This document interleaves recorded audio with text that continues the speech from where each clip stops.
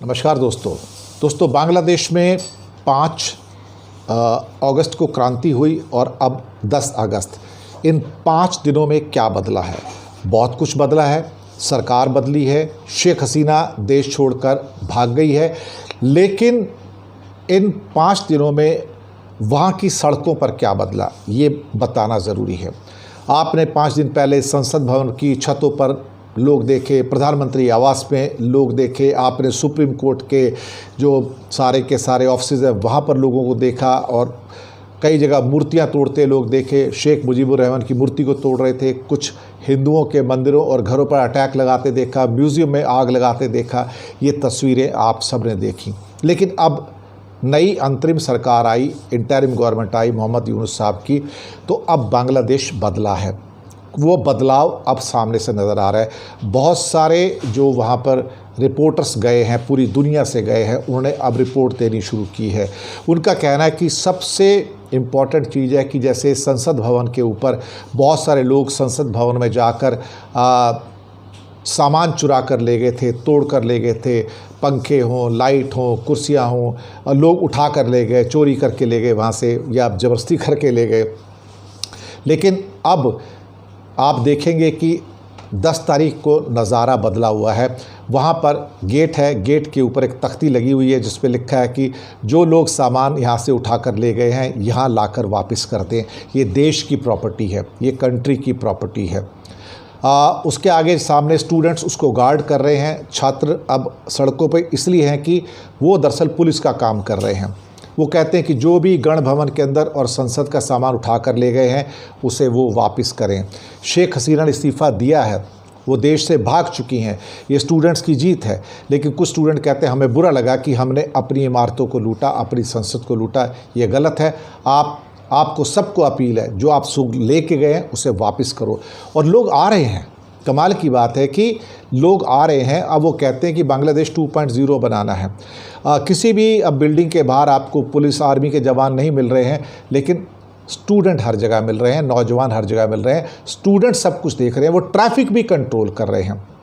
गाड़ियाँ एक लाइन में चले, कॉलेज के स्टूडेंट हैं और कहीं ना कहीं ये सारी की चीज़ें हो रही हैं कि एक किस्म से छात्रों ने पूरा देश अपने हाथ में ले लिया है। ये सारी की सारी चीज़ें आपके सामने देखा जाए तो हैरान करने वाली हैं कि नॉर्मलसी इज़ कमिंग बैक। और जगह जगह वो अपना लगे हुए हैं, फोटोग्राफ लगे हैं या नारे लिखे हैं, किलर हसीना, किलर शेख हसीना और student power, we love Bangladesh.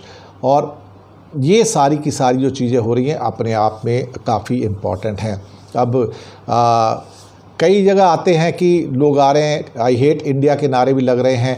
और फिर कुछ लोग आते हैं, वो कहते हैं कि नहीं बुरा मत मानिएगा, हिंदुस्तानियों से हमें कोई नफ़रत नहीं है। कई लोग आते हैं जो कहते हैं इंडिया आउट के नारे भी लग रहे हैं, लेकिन उसके अगेंस्ट जाने वाले भी वहाँ पर हज़ारों लाखों लोग हैं जो कहते हैं कि नहीं इंडिया आउट हम सपोर्ट नहीं करते हैं। ये सारी भी सारी चीज़ें होती हैं, ये भी चल रहा है वहाँ पर। मुझे लगता है कि देश में जो माहौल है अब धीरे धीरे शायद अगले हफ्ते से फैक्ट्रियाँ खुल जाएंगी, लोग वापस जॉब पर जाना शुरू होंगे और ख़ास तौर से जो सामान लूट कर ले गए थे वो भी कहीं ना कहीं अब लोगों से कहा जा रहा है कि भाई आप वापस भेजिए। म्यूज़ियम से जो आप चीज़ें उठा कर ले गए थे, लूट के ले गए थे, उनको भी आप वापस कीजिए। कई को जला भी दिया गया है। तो जो हिंसा के निशान हैं, जो वॉलंटियर्स हैं, उनमें भी छात्र युवा ज़्यादा हैं, वो जाके अब वहाँ पर जो आगजनी की घटनाएँ हुई हैं उसको मिटा रहे हैं। बहुत सारे वॉलंटियर्स हैं, सैकड़ों में वॉलंटियर्स हैं और जो बहुत सारे आपत्तिजनक नारे लिखे हुए थे वो नारे भी अब हटाए जा रहे हैं वहाँ से। तो धब्बों को हटाने की भी कोशिश की जा रही है।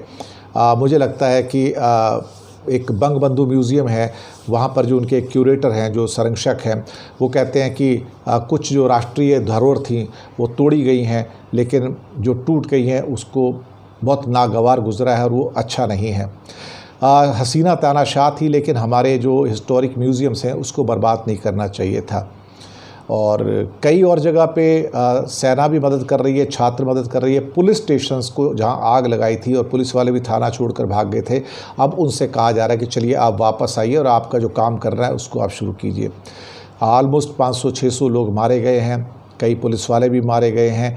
लेकिन अभी मोहम्मद यूनुस साहब लॉ एंड ऑर्डर के लिए, हिंसा को रोकने के लिए वो बहुत ज़्यादा कोशिश कर रहे हैं।